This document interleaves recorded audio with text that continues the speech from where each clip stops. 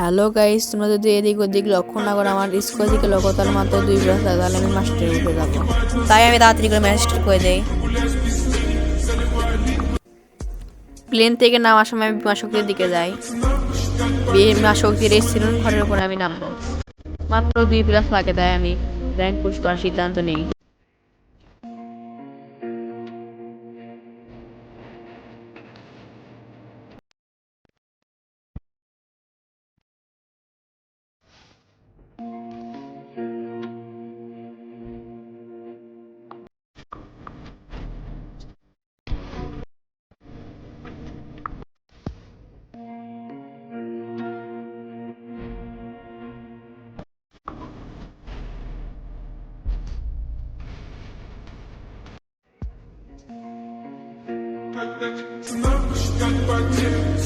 কোচিনকের এক সাইডের আমি এক ঘরের ভিতরে থাকার সিদ্ধান্ত নেই।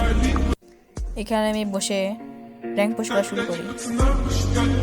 অনেক সময় ধরে র্যাঙ্ক পুশ করার পরে আমার শুধু ফাইট নেওয়ার ইচ্ছে করছিল, তাই আমি এখান থেকে বের হয়ে যাই। তারপরে আমি মনস্টার নিয়ে ঘোরাঘুরি করতে থাকি। তারপরে সিংহদের পাশে আবার চলে আসি। দিকে উপরে একটা এনিমি আছে, তাকে আমি ম্যাকটেনে চাতা মেরে দিই।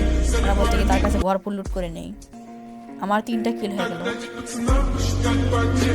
তার কাছ থেকে আমি ইয়ম্পিটা নিয়ে নিই, ইয়ম্পিয়ারে। তারপরে উপরে বসে থেকে আমি আবার র্যাঙ্ক পুশ করি। তারপরে হঠাৎ করে একটা এনিমি এসে আমাকে মেরে দেয়।